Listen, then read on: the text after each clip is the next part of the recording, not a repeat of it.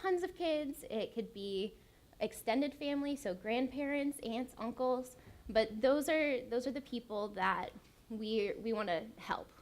Those are the people that are going to eventually teach the younger kids. Next, if you go to the right, there's communities. Again, there's various definitions of communities based on what you're looking at. There's geographic communities, so it could be Indiana, Oklahoma, Kansas. It could be communities based on ages of kids. So you have 0 to 5, 5 to 9, and so on. And we want to try to reach all of those as well. And then leadership is very important. They're the ones that facilitate all of these initiatives, all of this learning. They're going and talking to the various communities. They're talking to research and development, so everybody's needs can get met. And then, of course, research and development is key in creating and supporting the language learning for the families and the communities as well. We have a lot of education material and other resources available right now. The picture on the left there's a bunch of print materials. This is the stuff that tends to be mailed out to families, to households. And we have a few examples in the other room as well. Elise has a nice table with a bunch of them set out. But we also have digital resources.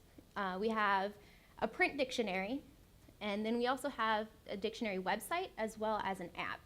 So we're trying to make this information easier to consume, and a lot of times that's digital because we can reach everybody pretty quickly, pretty easily. Another resource we have, thanks to Jared Baldwin, is Memrise. He makes little games so you can test your knowledge, you can practice as you go on. He's also in charge of, well, I don't know if in charge is the right word, but he teaches language workshops in person as well. And that brings us to our summer youth programs. We do facilitate in person because connecting with people is very important to language learning as well. So we have A1 Zapata, as I mentioned before, is for ages 10 to 16. There are 6 core lessons for core topics, and Sakachaweta for ages 5 through 9. And they will teach the same information, but it's a little different. They have to kind of double up, it's condensed, so that everybody gets the same knowledge. The goal of these programs is to produce youth with a similar knowledge base, similar experiences, and a similar ability to communicate using Myaamiaki, the Miami language.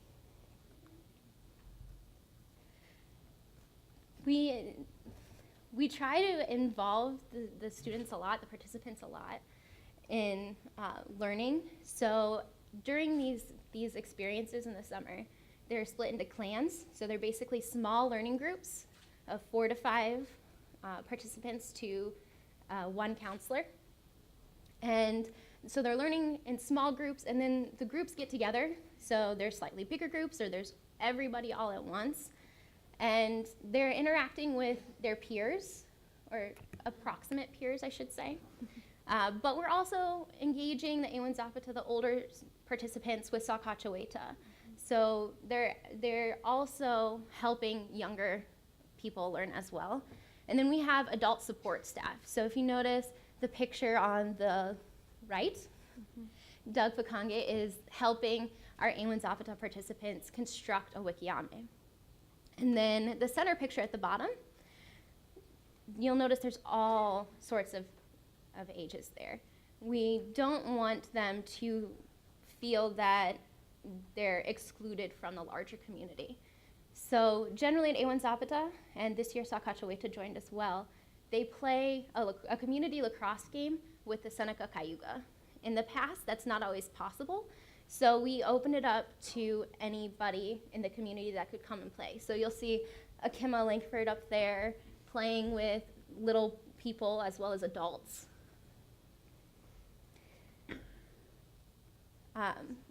However, this doesn't necessarily connect communities that are separated geographically. What we started to do at A1 Zapata is a digital postcard so that participants in Indiana can share their experiences with participants in Oklahoma and vice versa. So I have a couple of clips here that were included in postcards.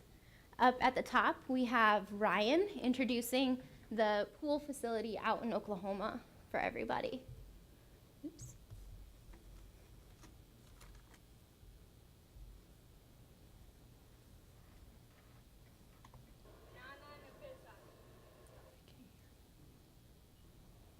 Jonathan, where's the volume?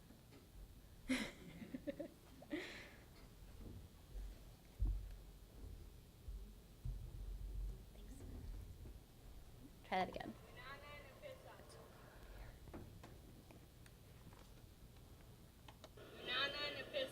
Was that a little better? Okay. So we encourage them to use as much language as possible during this. And here's another example of participants. It's a whole clan up in Fort Wayne, Indiana, just introducing Ewan Zapata.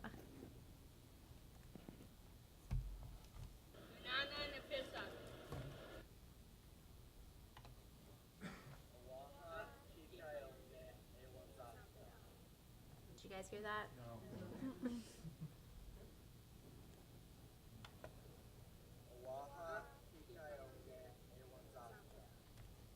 Okay, that one might not work. But they're saying, Uaha, kikayonge, ewan zapata. Throughout this whole experience, Jessie and I have had the opportunity to bring our daughters as well. So Saint Zewiya has been at all of the camps so far, and being here at Myaamia, I've also had the opportunity to bring her to the heritage class. So she's around not only other youth of all ages, but she's also around the tribe students here on campus. And actually, this video is of Pakangia introducing himself as well as Saint Zewiya.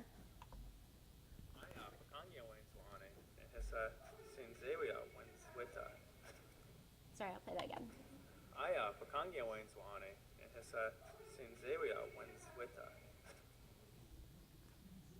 So one side effect of this is most people don't know who I'm referring to if I call my daughter by her English name. They pretty much exclusively know her as Saint Zewiya. I think I'll turn it over to Jessie. All right, so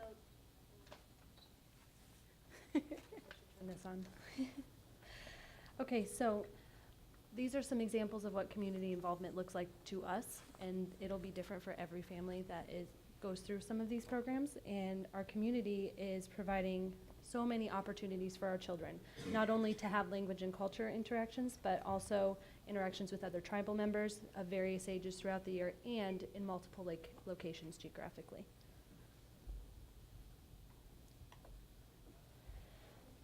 So these are a couple examples of what community involvement has looked like to us thus far. And before our meals at Ewan Zapata, we always sing the Aya Aya song. And so during our meal, this is Kukanza's version of her Aya Aya song.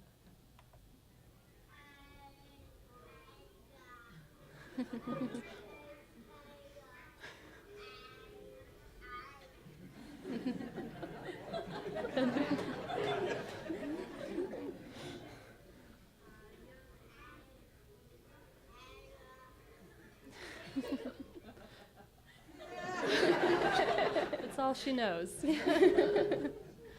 Okay, and then, maybe yes.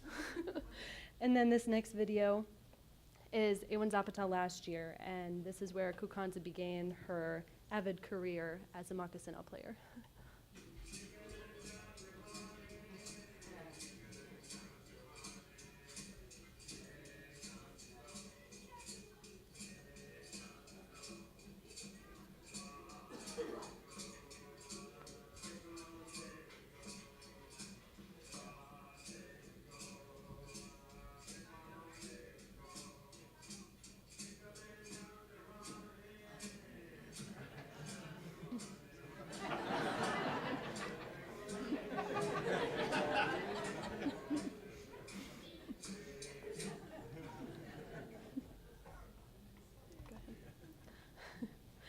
Okay, so within the community, there are many individual homes and families. So next we're going to talk a little bit about what our home environments look like and how we facilitate language learning within the home.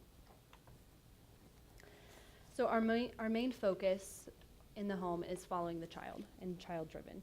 We want to encourage the best supportive learning environment for all participants throughout the day, and daily conversation, fostering independence, a prepared environment, and all of those things help facilitate that. These are some practices I've used in my home in the past, and some of them are, we have a whiteboard in our kitchen, and every now and then we'll pick a new word to practice, and that's just always there for us to visually see. Routine charts are pretty common for toddlers. They thrive off routine, and so on this picture is an image of Riley's routine chart for getting ready for bed. So on the left are the visual images for her to get ready and what she needs to know, and then on the right are the terms that we use when speaking to her, so that it facilitates Ryan and I's language to help the conversation through that. And then also translating books when we read at bedtime. We get kind of ad-lib and just use the Myaamia language that we're comfortable with when reading books. And as you've seen in previous videos, traditional games at home and in community programs.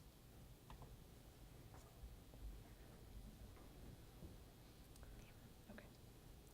So within the home, there are many individuals who make life move in a forward direction. Family support is critical in language development. And this first video is a video of Chinguya helping Riley get ready to go outside and feed the dogs.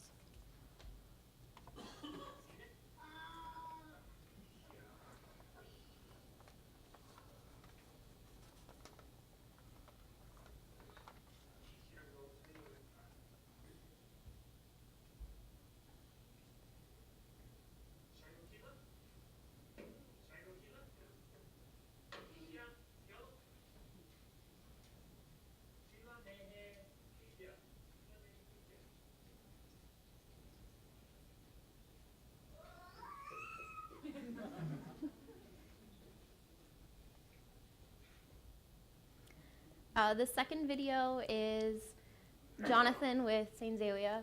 Unfortunately, I am not a confident speaker at all. I don't know if you noticed how short my introduction was compared to Jessie's. Jonathan, however, does not have that issue. He picks up languages way faster than I do, and he uses them in more context than I do with Saint Zelia, but this is pretty common for bath time.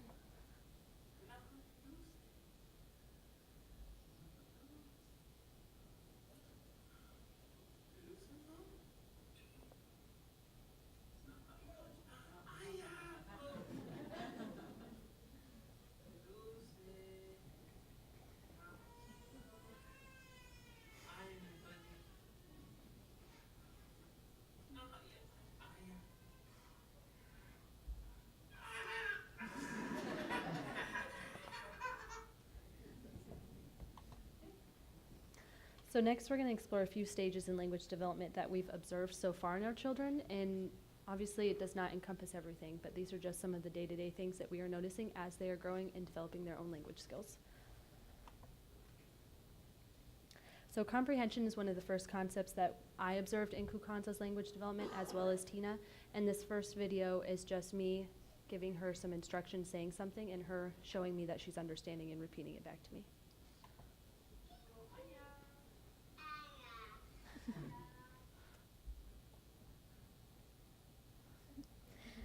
The second video is also me giving Saint Zelia direction and saying, Mililo, give it to me.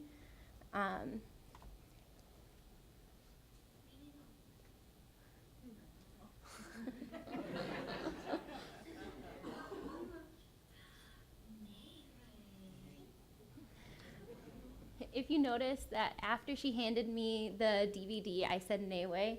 So we are trying to use appropriate responses in Myaamiaki to encourage that language development and comprehension as well. So after comprehension, we started noticing beginning sounds to develop. Many words were being identified that we could decode was just one sound. And Riley loves the book If You Give a Mouse a Cookie, and she has a little mouse that goes with it, so that was one of the first words she learned, kusia. And this is a clip of her saying her version of kusia.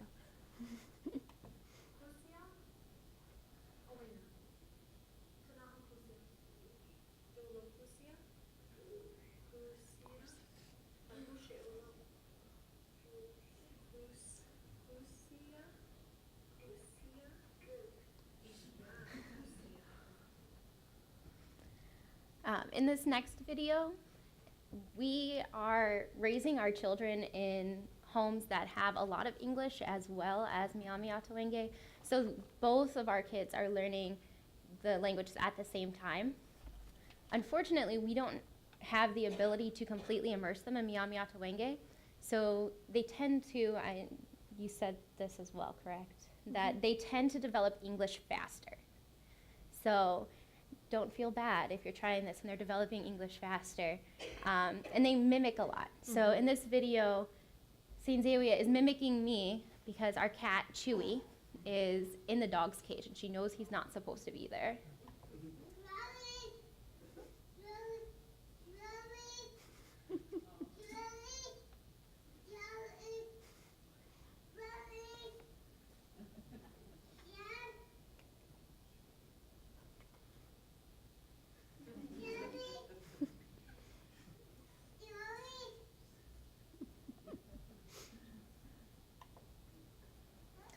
All right, so when more sounds begin to develop, repetition kind of comes into play, and that also is facilitated through our repetition. When we are repeating words, they begin to do the same thing. Oftentimes, she comes up with her own version of a word, whether it's anything like what I say or not. So this is an audio clip of her saying alemwa, which is dog.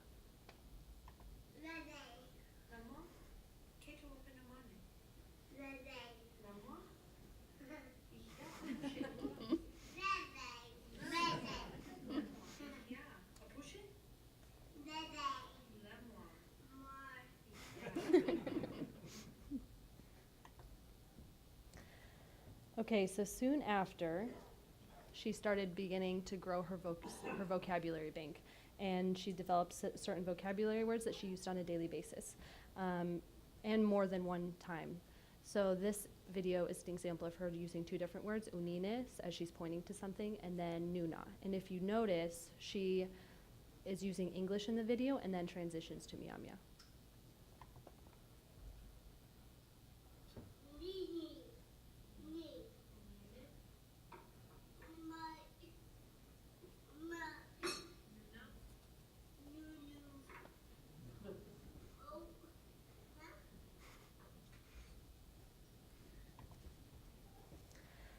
Okay, so as many of you know, my sister Amekunza is Riley's favorite person in the world.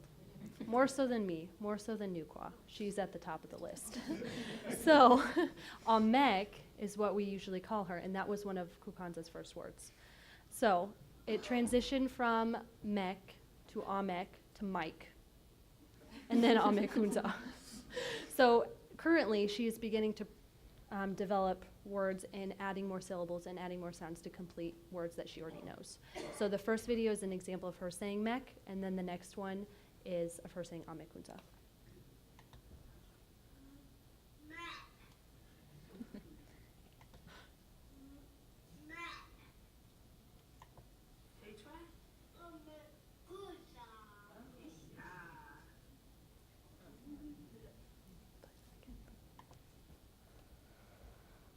Okay, so previously, the last slide, those two videos were about 6 to 8 months apart, if you want a time frame of how long it took her to develop one word. This is another example of word progression. The first video is me singing the number song to her, and she's kind of counting with her hands and just listening. And then the second video is of her saying her numbers, and that just happened this week. So.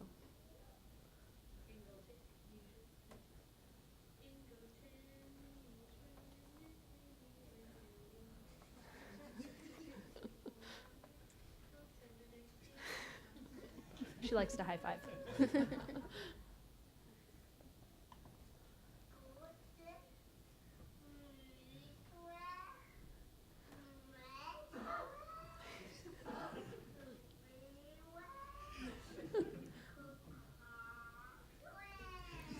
She's missing a couple in there, obviously, but.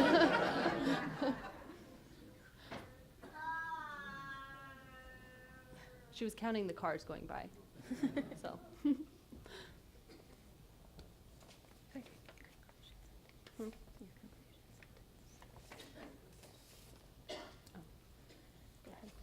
Well, as I mentioned at the beginning of the presentation, we're trying to develop resources that can be used in the home with families. So not just our families, but your families as well. So if you live by yourself, if you have kids running around, if you have grandkids running around, nieces, nephews, whatever that looks like for you, we're trying to develop resources that you can use as well. One of the resources we've started doing, especially for the younger kids, but anybody's free to use them, we have a playlist on the Myaamia Center YouTube channel for children's songs. The bottom center picture is an example from one of those. It's from a body part song, so it's naming different parts of the body. Up in the top left corner, we have a placemat. So we're trying to create things that you're actually going to use, because everybody gets plates out, everybody gets forks out at some point. So we're trying to put language at your fingertips, essentially. We're also working to update the Niki app for new iOS and Android operating systems. We're still working on that, but I think I just made it worse. It's something we're working on. And we're also working on expanding our Sakachaweta program. So Jessie can speak more about that at our table if you want to stop by later. Or if you just want more information, you want to figure out how to be more involved, just come talk to us. We would love to talk to you about this stuff. And then last thing that we have for you, again, this is going back to those digital postcards, because we want to foster a digital community, but also an in-person community at some point.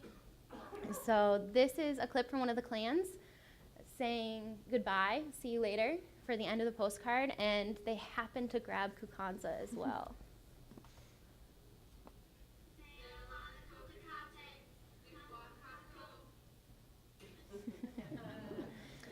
And I'd just like to also, in conclusion, say all these experiences we've had so far have been influential and provided great opportunities for us in future learning.